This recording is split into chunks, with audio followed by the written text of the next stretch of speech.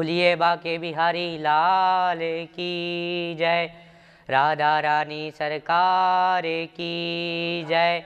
सद्गुरुदेव भगवान की जय। ओम स्वस्ति श्री गणेशाय नमः।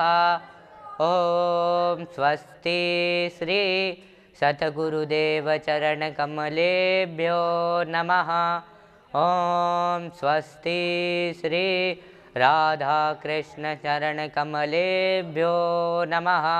ओम स्वस्ति श्री मातपितृ चरण कमलेभ्यो नमः।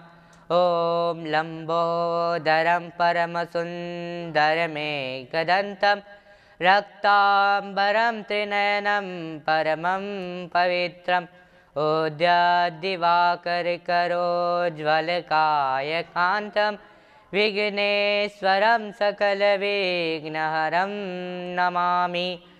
गुरुर्ब्रह्मा गुरुर्विष्णु गुरुर्देवो महेश्वर गुरुर्साक्षात् परब्रह्म तस्मै श्री गुरुवे नमः। जय जय श्री राधारमण जय जय नवल किशोर जय गोपी चितचोर प्रभु जय जय माखन चोर। राधे मेरी माँ तुए पिता मेरो घनश्याम इन दोनों के चरणों में मेरो बारंबार प्रणाम। हरे राम राम राम हरे हरे हरे कृष्णा कृष्णा कृष्ण हरे हरे। परम परात्पर अखिलेश्वर अकारण करुणा वरुणालय भक्ति वांछाम कल्पतरु पीताम्बरधारी श्री बाके बिहारी लाल जी के चरणों में इस दास का बारंबार प्रणाम। परम आराध्य लाडली शिवरस भानु नंदनी किशोरी श्री राधा रानी जी के चरणों में इस दास का बारंबार प्रणाम। अंधकार से प्रकाश की ओर और अज्ञान से ज्ञान की ओर ले जाने वाले मेरे सद्गुरुदेव के चरणों में मेरा बारंबार प्रणाम। आइए बंधुओं, हम पावन पुनीत श्रीमद् भागवत की कथा में प्रवेश करते हैं। भागवत भगवत परिचर्या जन्यम पुण्यम। बंधुओं, श्री वल्लभाचार्य जी कहते हैं कि हमने किसी जन्म में संत या ब्राह्मण की सेवा की होगी या फिर ठाकुर जी की सेवा की होगी, तब हमें भागवत जी की कथा श्रवण करने को मिलती है।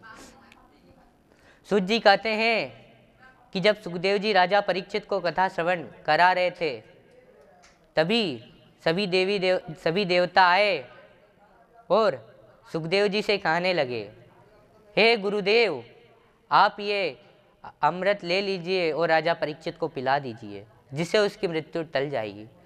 बंधुओं, ये देवता कैसे हैं? देवराज इंद्र बोले, हे गुरुदेव, ये अमृत कलश ले लीजिए और हमें भागवतामृत दे दीजिए। इतना सुनते ही सुखदेव जी ने इंद्र को फटकार लगाई और बोले कि इंद्र, तुम अपने इस अमृत के लिए इतना अभिमान करते हो, कहाँ इस अमृत की बराबरी श्रीमद् भागवतामृत से करते हो। यह बहुत मूल्यमणि है, कहाँ मूल्यमणि और कहाँ कांच का कंचा।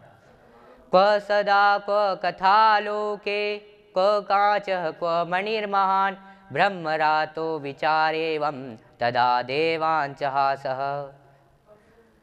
बंधुओं, श्री सुखदेव जी ने उन्हें भक्ति शून्य जान करके उन्हें भागवतामृत का ज्ञान नहीं दिया।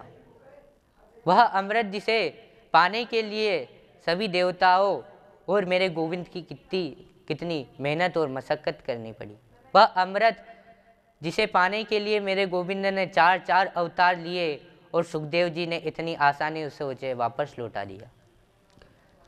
क्योंकि रावण और कंस का उद्धार करने के लिए मेरे गोविंद ने एक अवतार लेना पड़ा, लेकिन उस अमृत को देवता तक पहुंचाने के लिए मेरे गोविंद ने 4 अवतार लिए।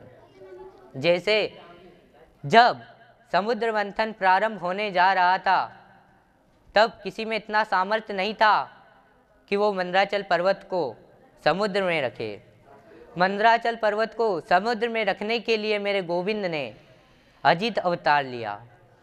और जब मंदराचल पर्वत का भार अधिक होने लगा तो वो डूबने लगा। तो मेरे गोविंद ने कच्छप अवतार लिया और अपनी पीठ पर पर्वत को धारण किया। औषधियों की रचना के लिए भगवान धन्वंतरी प्रकट हुए और अंत में जब कलश निकला, अमृत कलश निकला, तो वो राक्षसों के हाथ में चला गया। तो भगवान ने मोहिनी रूप धारण करके वह कलश देवताओं तक पहुंचाया। लेकिन बंधुओं से सुखदेव जी ने तो इंद्र को उल्टे पांव इंद्रलोक लौटा दिया, क्योंकि अगर देवता अमृत पी लेते तो वो 10,000 वर्ष तक अमर हो जाते। बंधु, ऐसा नहीं है कि वो मरते नहीं है, वो भी मरते हैं। जब उनके पुण्य क्षीण होते हैं तो वो भी मरते हैं। क्षीणे पुण्य मृत्यु लोकम विशंति।